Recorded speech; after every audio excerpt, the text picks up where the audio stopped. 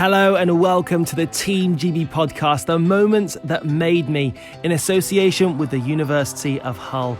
I'm Radzi, and in this series we speak to the most incredible Olympic athletes to uncover the stories behind the glory, distilled into 3 succinct moments. In our first episode last week, we spoke to 3-time Olympic champion over 3 consecutive Olympic Games rower Peter Reid, whose life story off the water is as phenomenal as his performances on it. Unforgettable.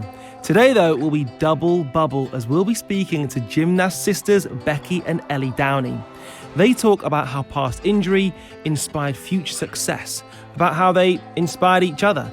They live together, they train together, they absolutely support each other, and they have 2 sets of fascinating moments. As ever, if you enjoy this, please subscribe, rate and review wherever you get your podcasts from. We really appreciate your feedback, and ultimately, we want to hear from you. We'd also love it if you could share the podcast across social media so as many people as possible can hear about these special stories. So let's get into it from their home in Nottingham. It's Becky and Ellie Downie.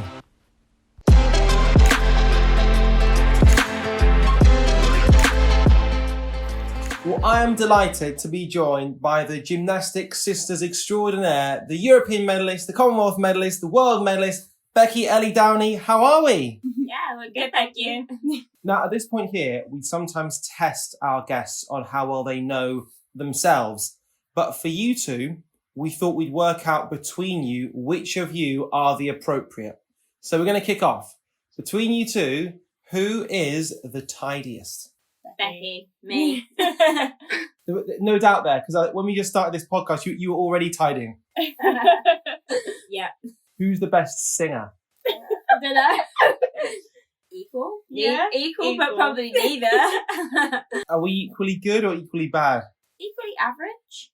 Okay. Who is the best cook? I would say I've just cooked more because I'm older. I wouldn't necessarily say I was massively better.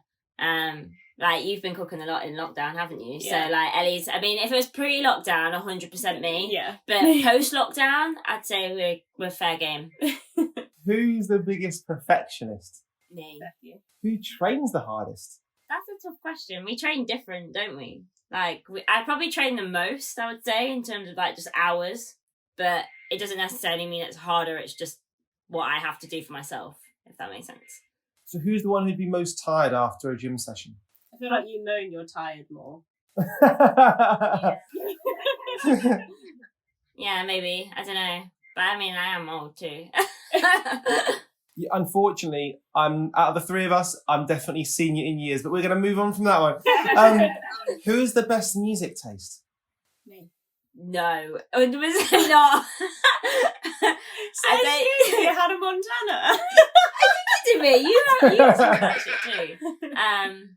I don't know. We have similar music tastes, but then also different. Yeah. Like in terms of just like we like rap and R&B. I feel like that's kind of similar. But then I kind of off the back of that like more pop and like country, and you're like, what is even like J1? Like I can't deal with that music. Like I have 1 or 2 songs that I think are okay, but like I feel like it's a younger generation vibe, and not as much on my vibe. And just to be clear, in case anyone's thinking, how old is Becky when she says a younger generation? You are in your 20s. Yeah. Yeah, you are. You could like my music. And Ellie, talking about age, in this month, you're going to be turning 21. I know. Like, I still feel about 15. I'm not going to lie. I don't think I'll ever grow up. Like we're talking about buying houses potentially. Like, I'm going to house viewings and I'm just nodding my head like, yeah, I know what all that means. Yeah. But fair play, though, to do that at 20 years old and be thinking about buying your own place. I mean, when I was 20, I was at uni, not doing any work, not really focused on anything, and yet there you are, elite gymnast who's making investments. Yeah, it's pretty cool. It's nice to know like we've saved up enough money to do something like that at the age I am. So yeah, it's exciting. Now, we've got to dive into both of your gymnastics careers. This is all about the moments that made you who you are. And it's safe to say you've got lots of moments, but we're going to try and distill them down to 3 for each of you. And Becky, as we established, you are ever so slightly senior in years to your sister. So if you'd like to kick off with the first moment that made you. I'd say the first moment that made me, it was like later on in my career, I guess. It was post Beijing Olympics, but just to kind of change my perspective on the sport was when I ruptured my Achilles in 2011. And I think before that point, it was always, for me, kind of the gymnastics conditioning, the more the old school gymnastics ways that things had to be done. But I had to learn to think outside the box, as well as like my medical team, to kind of stay fit and healthy as much as you can whilst having such a big injury. And I think my training just really started to change direction from that point, like more cardio training. I didn't really do cardio specifically before that. It was just stuff that we did in the gym, wasn't it? And I think that was quite a key game changing point, and just as to for the future of my gymnastics, how things would change. And when you say a rupture, we're talking about the tendon actually tore off the bone. Yeah, it's like, just, I don't know how to explain it, but more the tendon snaps. Yeah, more the tendon snaps in half, I think. But I mean, I knew immediately what I'd done, that I'd done something, because my ankle was not in a good way at all. But yeah, it was definitely a learning point, and I wouldn't change it for anything. It wasn't nice to have to go through that, but it taught me a lot. So when you said you wouldn't change that, what did you learn from that whole process? I think knowing how you could potentially prevent it. Like for me, long term, I really want to coach, and I just think better athlete-coach communication, and just knowing that when you're experiencing certain amounts of pain, there's some pain that you just have to deal with that's just training soreness, but then there's pain that you need to listen to, and we didn't listen to it on that day, and it resulted in that massive injury. And looking back now, it's those kind of scenarios where, as much as you don't want to miss a training session or even a week of training, if you have to back off, that week is nothing in the grand scheme of 6 months to a year, which is what that injury ultimately cost me. And I mean, it wasn't a nice way to learn, but I mean, I'd be silly not to learn from that mistake. So that's one of the moments, I guess, if you like, on the face was a negative, the result has been very much positive. So Ellie, if we come to you, when was your first moment that you feel made you? I think mine was my 2013 EOF experience. It was my first like major international competition, really, and it was a multi-sport event, so it was really cool to like go away with so many different sports. It was actually my birthday the day we left, so I got a nice cake and cool stuff from Team GB. But yeah, it was just such a cool experience. I went with Amy Tinkler and Taisha Mattis, who I was really good friends with at the time. We just had such a good time, and we came second as a team. I came fourth in the all-around and one vault. So it couldn't have really gone much better for a first major. And I think that was just like a turning point there. Like, I knew I could be good, and I knew the Junior Europeans were then the year after, which was a similar kind of field. So yeah, it was just like a stepping stone towards that. And yeah, it was just an amazing experience. What does winning do to you, especially when it's, like you say, you're young, it's one of your first experiences representing your country, and you go out and you deliver everything you know you're capable of? What does that kind of do to your following training sessions and just how you carry yourself? I think at the time, like, I normally get taken back by it, because I'm not, like, at the time I didn't realise how good I was. And people always tell you you're good, but until, like, you actually start winning medals, like, you don't really realise. And even now, like, coming off the back of Worlds last year, you think, like, whoa, I'm like the third best vaulter in the world. Like, and you never think of it like that. It's just crazy. Like, you've been watching all those competitions for so many years, and you finally get to that point to be on the podium with those kind of people. It's just like insane. But yeah, I think when you get back into the gym, it can only give you confidence and just make you work even harder to try and progress and win those bigger medals, which I'm fortunate enough to have done that throughout my career. So here's a question for both of you. So you're on the mat, or you're on the vault, or you're on the beam, or whatever it might be. At what point do you think, yes? So if you feel like you've nailed it, is there a point in the routine where you've got past the last challenging maneuver? Is it when you walk off and you hug your teammates or you hug the opponents? Is it when you're on the podium? At what point do you get to go, smashed it? I think it's different for like different pieces. Yeah. So for like me on floor, it's hard not to get excited once I've done my second tumble, because I know all I've got is a couple leaps and a pretty simple tumble for me to go.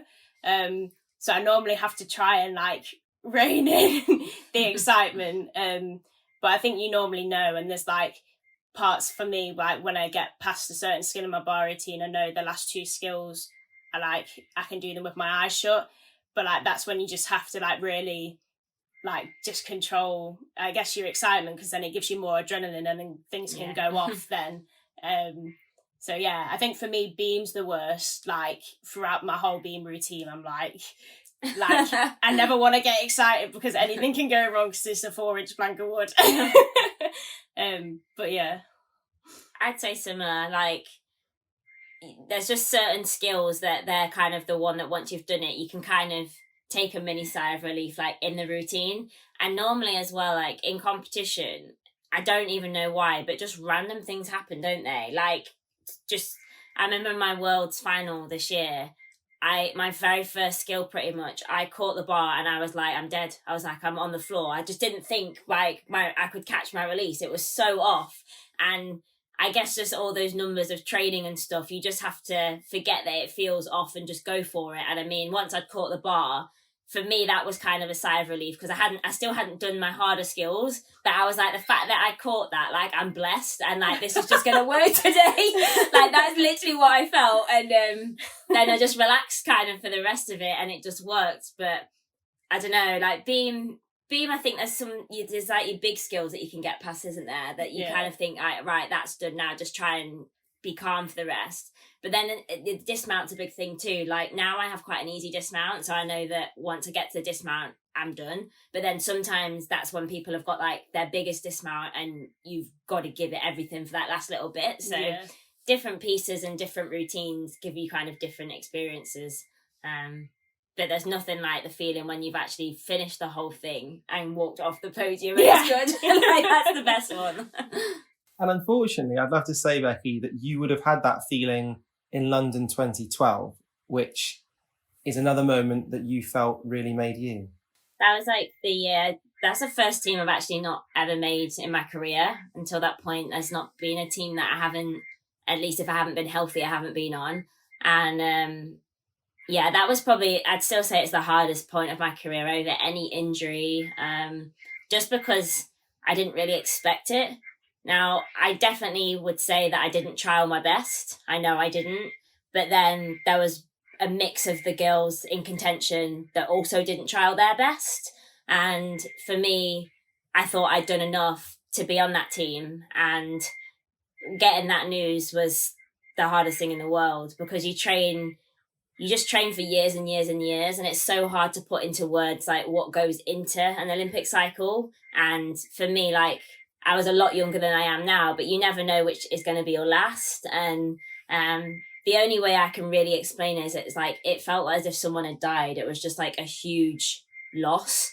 And like, where do you even go from that? And at the time, it took me a good month. Like, I never really in my head at that point thought I wanted to quit, but I just didn't know how to deal with it. And I still had to, as being like one of the reserves for the team, I still had to go into then the training camps and watch all the other girls train, and me just like hope, well, you don't hope that anyone gets injured, but if somebody did, then that would be if you would go in, and that's also an awful situation because you don't want anybody to get hurt. And I remember after I went on holiday with my friends, and that was kind of like the first girls' holiday that I'd had, which was just a lot of fun, which I needed.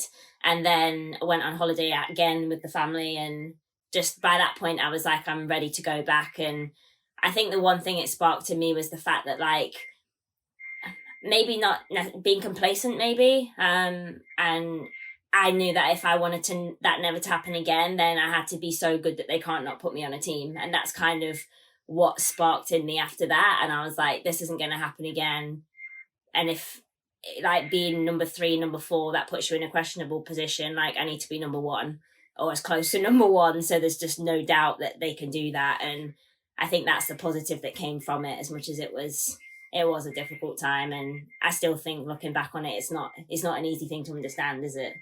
But that 2012 experience for you, Becky, has come off the back of the rupture the year before and then your rolled ankle the year before as well. So that, if you're like 18 months, must have been, I can't imagine how difficult that was, and possibly makes you think, do I even want to carry on? Yeah, it was really difficult. Like, as much as the Achilles rupture was hard, for me, it also was like a huge moment of relief, because I'd always been kind of like the number one all-arounder for quite a while, like until when Beth retired from all-around. So I was just expected to go into every comp and just compete.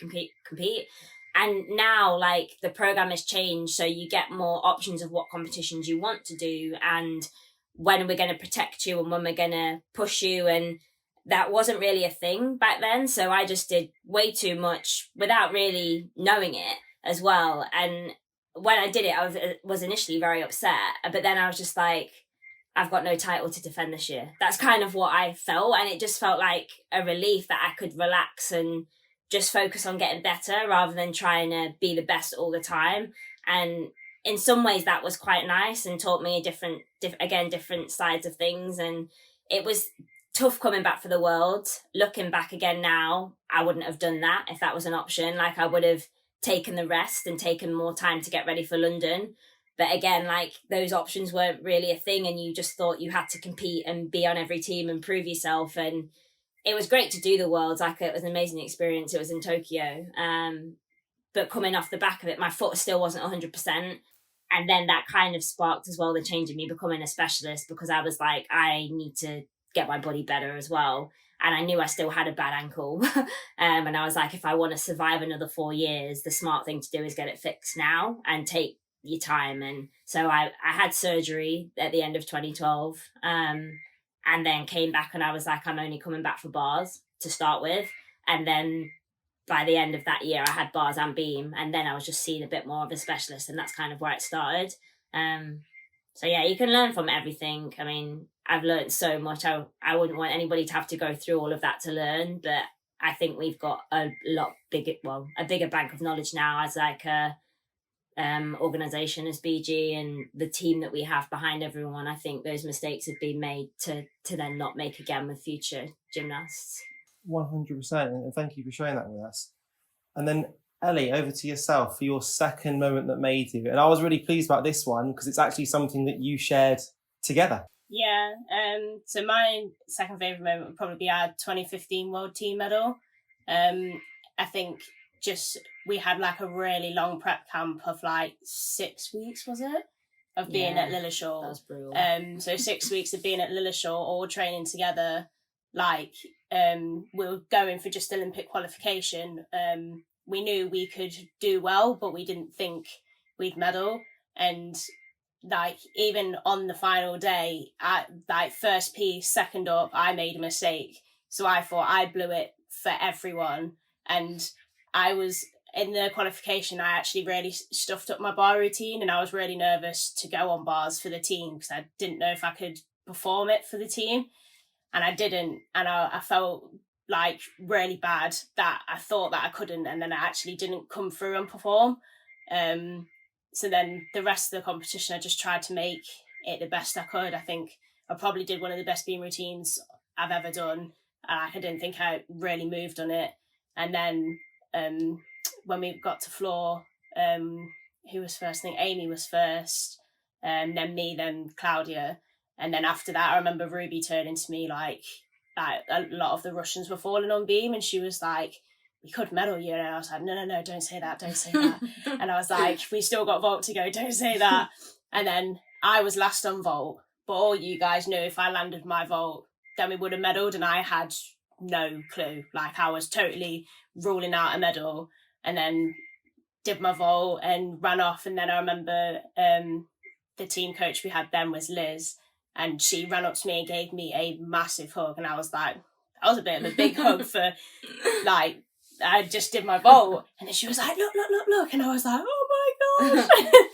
And like, yeah, we were just all in tears and just so happy and relieved that all our hard work had paid off. And even like with the mistake I made at the beginning, like, I thought I did mess it up for the girls, and to come out with that result was just amazing, and we made history, and it was just so cool to have done it together as well. So, but you made history at a Glasgow World Championships. That the atmosphere inside I think it was the SSE was nuts, because I was there, and just the volume. And so right before you're about to go for a vault, you could actually feel the tension. What was it like for you, who now has to execute it, trying to pretend that a medal isn't possible at all? I think it was probably the nervous I've ever been for a vault, because I knew Claudia and Amy had gone up and done their job, and they'd done really, really good vaults. And I probably felt more nervous the fact that I'd already made a mistake. And I know vault is so natural for me that I just felt like I had to concentrate even harder than I normally do. And then I remember Ruby was standing right next to the podium, like shouting for me, and obviously all the other girls were. And then, just really tried to stay calm. But obviously like you said, the atmosphere in there was loud. It was insane. But luckily it was quite a dark arena, and you couldn't see the audience that much because it's quite high up, which was probably a positive as well. Just when I landed, it was just a huge sigh of relief, and the result was just even better. Becky, what's it like for you to wait to watch? First of all, your teammate's going to determine if you get a medal or not. Secondly, it just happens to be probably the person you care about more than anybody else. It's your little sister, and it's your little sister. So I guess growing up, you're the one who's looked after her. You don't need to look after her now. But what goes through your head when she's about to do that? It's crazy, because in team competitions, it's really tricky setup. Like, Ellie normally always goes before me. So I want to be that teammate that's there shouting, because just hearing your teammates' voices just gives you that sense of comfort. But at the same time, I have to position when I'm going to do it, because I've still got to perform. And going up on bars, I mean, I've got used to it now going after Ellie, but like going up and her making a mistake, I'm then the bar's lead. So I've got to go and do my job. And what a lot of people probably don't know from that world was I was having a really rough time, wasn't I, by the time we got there? I think I just over-peaked, and I could feel it by the last week of camp. Like, I had an incredible camp, but the last week I was really spiralling down. And when we got out there, everyone was like, you'll pick back up, you'll be fine. And I was not picking back up. Like, my skills were really off, weren't they? And qualifications, bars went podium and qualifications was wrong. And then when it came to the team, like Ellie said, you have so much responsibility to do your job. I was like, I can't go up with that routine and guarantee you I'll stay on the bar. Because I just felt so off. So then we had like 2 days between qualifying and finals, and I changed my whole routine. They were like, right, what's going in, what's going out? And I had 2 days to make the changes. And then and I think I went through it. Like, normally for our team, we don't do a full routine in the very quick touch warm up that you have in the arena. But it was the only chance I had to do my routine on that bar. So I had to do like a whole routine in the quick touch pretty much. And then I was like, yeah, I got this. Because, I mean, it was a relief that it was an easier version. But I still hadn't actually done it. And then when Ellie fell, I was like, here we go. Because I actually haven't put this routine out. And I remember, I think for bars, that was the one piece you could see the audience. Because the way that it was stacked, everyone was behind you. And we had like all of our team like in the audience. And I literally was like, oh my gosh. And once I'd done that, I was like trying to reassure the team that like we can forget the mistake, anything can happen. It was piece one, and then beam, we absolutely smashed it, and like that was a lot of pressure beaming for a medal, really, weren't we? And then floor and vault are the ones you tend to enjoy more. And I remember going to vault, and as Ellie said, like Liz was kind of the team coach, and I don't think anybody had much of an idea where we were at. But I did bars and beam first, and then I just get to sit back and watch. And when we were on floor, that was when the Russians were on beam, and they were literally falling off like dominoes, weren't they? Like drop, drop, drop. And I was like, some of it was kind of like they didn't even look like, they looked like they'd given up a little bit, like they'd lost their fight. They'd made some mistakes on bars already. Yeah. So I think they were just a bit... Yeah, the mood was down, but that was a really good opportunity for us. We were like, well, let them keep doing that because we can come back up now. And floor and vault were our stronger pieces. We'd finished floor, and I was kind of working out calculations in my head because I'd finished. And we got to vault, and I remember saying to Liz, I was like, I think we can do this. And she was like, really? And I said, I'm not joking. I was like, we're on vault. Like, vault's the highest scoring piece normally. Yeah. And they're going to floor. I was like, we need the vaults of their lives, but we can do it. And she was like, right. And then, I mean, I don't know what she went and said to you guys in terms of getting you guys ready to compete. She kind of said something as if like we could get a medal. and I would like not a normal thing you'd say before vault, and I was like, oh, okay. And then I was confident. I didn't think Ellie would stuff up vault because it's that one piece generally, unless you're going for something that's brand new and it's a risk. Like, the team was so solid on vault, like, and if anything, you perform better on vault with adrenaline because you just have a little bit more power. It goes a bit higher, and you can completely have those freak ones where you wipe out, but I mean, that would be really unlucky. And Amy and Frags had done their job, and I didn't have a doubt that Ellie wouldn't put the vault on her feet, even if she had a step on landing or perhaps like minor things, but I thought it should be fine. And when she did, it was kind of just like waiting for it to come in, because you until you get that score, you don't know. And then it was just the best feeling as a team, because it'd been personally for me like quite a rough world, because going in with such expectation and being so ready, but then it just didn't go to plan.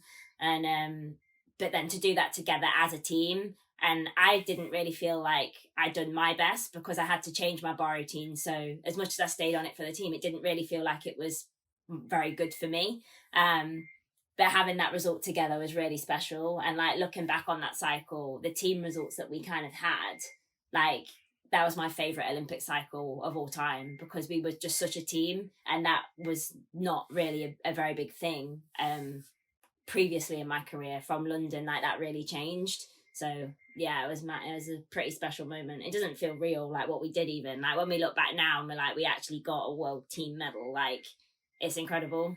So that was 2015. You guys get a team medal. Becky, before we've spoken about your rupture in 2011, missing out on London 2012, but in 2014, it all turns on its head. Yeah, winning my first European title was still like a really special moment for me in my career, because it had just been like a struggle for so long, so many injuries, so many ups and downs, and I kind of just see my career as I was like generation guinea pig. Like that's kind of what I see myself as. And you were trying to change the sport.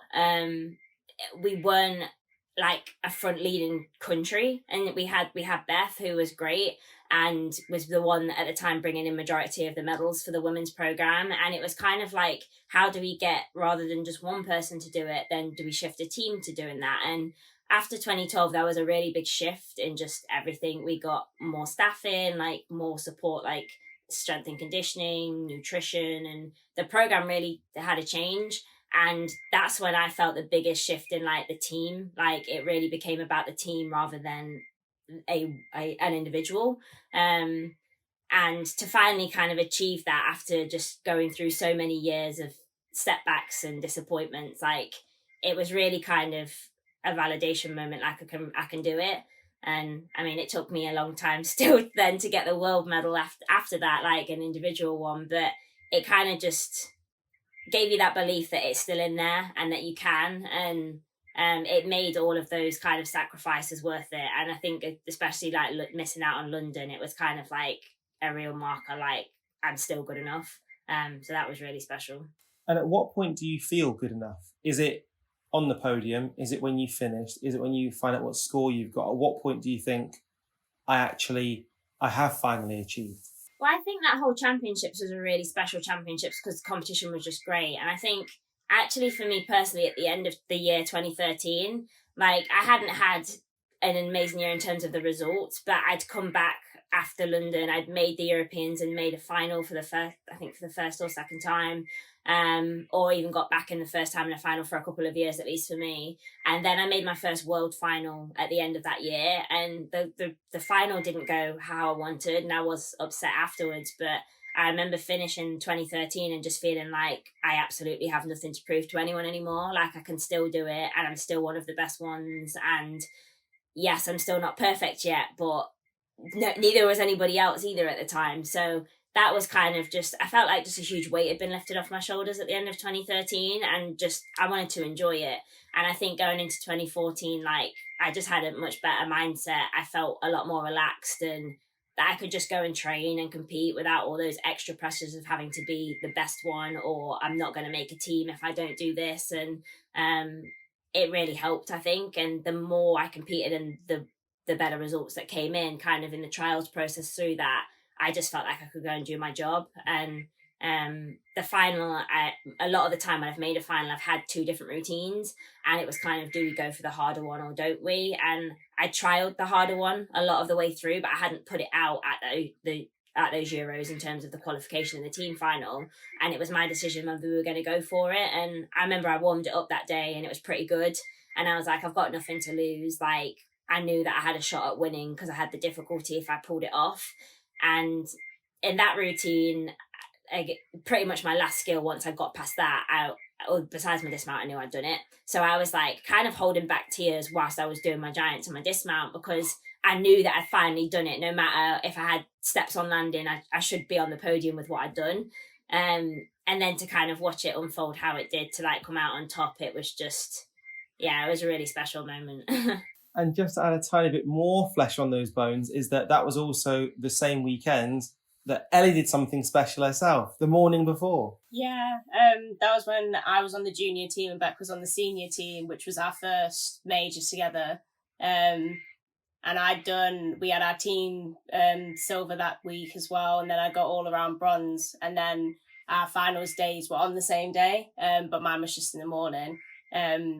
So yeah, my finals days normally start on vault, so it was like fresh in the morning, like on vault. And yeah, just put my vaults to my feet. I knew, like Becky said, like she had the difficulty, I had the difficulty. So I knew that if I like just did my job, I should come out on top. I think I did qualifying first as well, which was a confidence boost. And I think I was near last in the final anyway. So yeah, I just put my vaults to my feet, and I couldn't really celebrate when I knew I'd won, because then I literally had to run out the arena, get my handguards on, then I had bars. But I knew I wasn't going to medal on bars. Like, it was quite a shock that I'd made that final anyway, because bars wasn't my strongest piece. And yeah, I just had to go and enjoy that and try and do a good routine just for myself, and then I could celebrate after that. And I think it's safe to say you guys did that. Ellie, can I just ask, on your left arm, are those the Olympic rings tattoo you've got? Yeah. Was it ever a question whether you get that? Because I often think that if I was an Olympian, even though I'm not really a tattoo guy, I feel like you've just got to do it. Yeah, definitely. As soon as I'd done the games, I knew I wanted to get it. Even though the games for us wasn't like the best experience, like I knew I still wanted to get the tattoo, and it's still such an achievement to just say you're an Olympian and have gone to a game. So yeah, I was definitely getting one. Becky, did you get one? Yeah, I actually didn't get mine after Beijing. I got it surprisingly after London. I think it was that year. I think it was at the end of that year. Yeah, mine's on my left ankle. But yeah, it's a really special thing. Like, even though like Beijing was a good experience to me, but it was just going for experience, and London was difficult. It was like you can call yourself an Olympian for the rest of your life, and that's a pretty special thing to be able to say. Totally. And finally, Ellie, your moment that made you, and it was only last year. Yeah, so I think probably one of my favourite moments in my career was my world medal last year. I think the vault that I had to put out to get the medal, I'd literally been working for years. Like, I almost had it before the games in 2016, but it just wasn't quite ready. And then before my ankle surgery, I was working it, and then obviously I had my surgery, so then I couldn't do the numbers to get the vault for like a year and a half. And then even when I got back to working on my ankle, like, I just couldn't do the impacts to even try and progress vaults. So I was just trying to get my old vaults back. So in 2018, I was just doing, I don't think I was even doing 2 vaults. I was just doing the one for the Worlds. Yeah. And then going to 2019, started working it again. And we had a new national coach come in who had a gymnast who had done it before, which was luck on my side, because I never was working with a coach who had ever tried to produce the vault before. So we were all kind of really guessing, of just trying to watch other people do it and kind of ask other people for techniques and advice. And it was okay, but it wasn't like good enough to put out in a competition arena yet. So like when I started working with him, he obviously knew the steps to go towards getting it to doing it in a competition arena and competing it well. So yeah, to finally put that out after about 4 years of trying to master it was just like just an unreal feeling. And even on day one of qualification, they said it was my choice if I wanted to do it or not. I had done it in the training gyms that week, but I hadn't done them very successfully, as it was like the first time. Like, it's very different doing it in like the training gym at Lilleshall to then even go into another training gym. And that was kind of the first time I'd ever moved it out of the training gym. So to go on to like training it on hard for all that time, to then try and do it in the competition, like I probably did one average one at best in the training gym. So once I'd done my first vault for the team, the national coach was like, if you feel you can do it, go do it. And I'd had an absolute awful comp before that anyway. I'd fallen on bars, I didn't do the best beam routine, and then fallen on floor, which was so unlike me. I don't think I've fallen on floor in years in a competition. So yeah, it was hard for me to put it out. I had to put like all the bad pieces that I'd just done before that aside, and I had all the girls behind me, the national coach behind me, and I knew I could do it, and I was just so happy that I went for it. So yeah, it was just one of the best moments, and has always been like a really big goal of mine to be the first ever world vault medalist. And yeah, it was just one of the best times.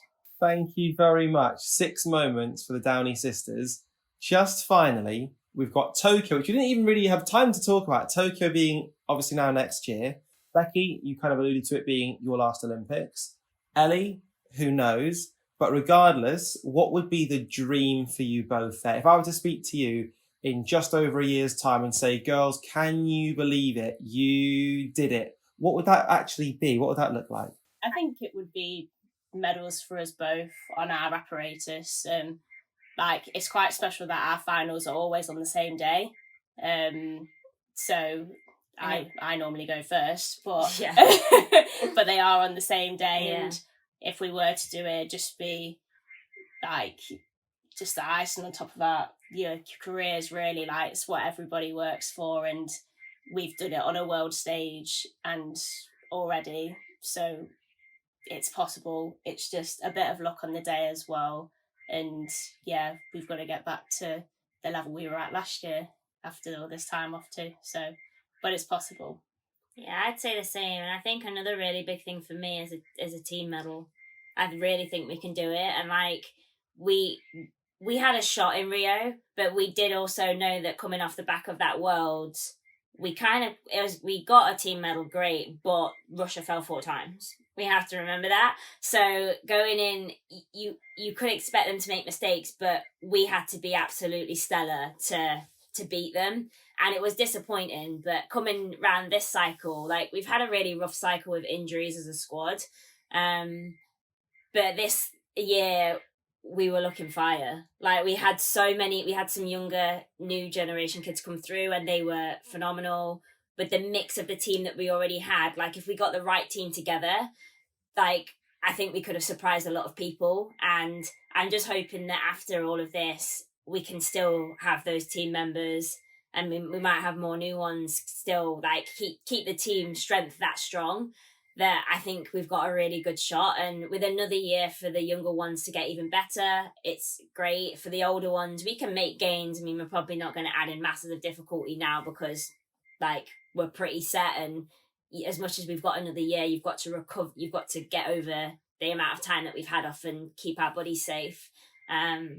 But yeah, a team medal is massive, and that's one of the reasons why I wanted to stay and be part of the team route rather than the individual route, because there was kind of 2 routes that I could have taken this year, and the individual route strategically was much harder too, because I had to compete a lot more, and I'm getting older. And the team has always been a massive thing for me. Like, as I said before, London, it wasn't really a thing. I loved the Rio cycle because the team was such a big thing, and I loved all the girls, and it was amazing to kind of be a part of that new wave. And I think just missing out on Rio, there is an opportunity if we can get it right. And so a team medal, and then, as Ellie said, our individual pieces. And this year it was crazy because the finals were split slightly differently. So like it's normally always goes vault and bars on one day and beam and floor on the next, and then it was split, so it was floor before the beam final and beam and floor on different days. It was quite random, but for us, I was like, the fact that our finals still fell on the same day, they could have been split. Like, it kind of just felt like it was meant to be, as much as now it's not. So yeah, I think that's the big thing, and to try and get an Olympic bar medal would be insane. Like, that's the goal, and a big thing for me is like I want to try and be the first female Olympic champion we have.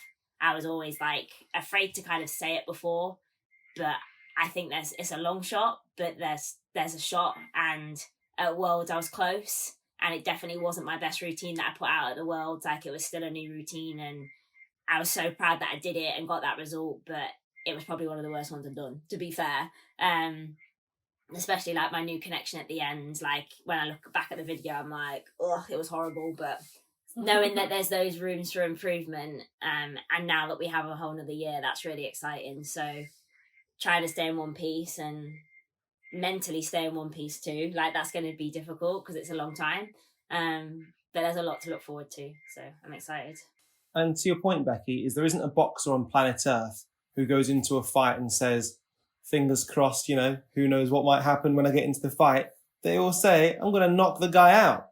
And the bottom line is, to me, the only way they're ever going to do it is by actually starting with the action of proclaiming it. And so regardless of whether it does or it doesn't, I think it's awesome that people are able to say, this is the goal, this is the ambition, this is the aspiration, this is the dream. And if it happens, incredible. And if it doesn't, well, I put myself out there and gave it absolutely everything I had. And genuinely, I would love nothing more than to see you two stood up there in the team final with whatever colour medal around your neck. And I'll go, do you know what? I spoke to those girls when they were just tidying their room before we went and did a podcast. All the very best of luck for the next year, girls. I hope you stay safe, stay healthy, and fingers crossed we'll see you in Tokyo. Thank you very much.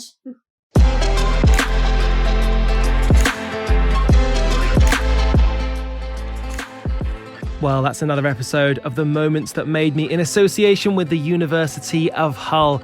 And I have to say, I left that conversation feeling nothing but excitement about the prospects for them both in Tokyo in just 1 year's time. It could be a year to remember for the Downey family, that's for sure. Now, if you enjoyed that episode, please do rate, review and subscribe. It makes all the difference to us. And also be sure to catch next week's episode, which is with British swimming royalty. It's with none other than the 2-time Olympic champion, Becky Adlington. I'll catch you then, and thank you very much for listening.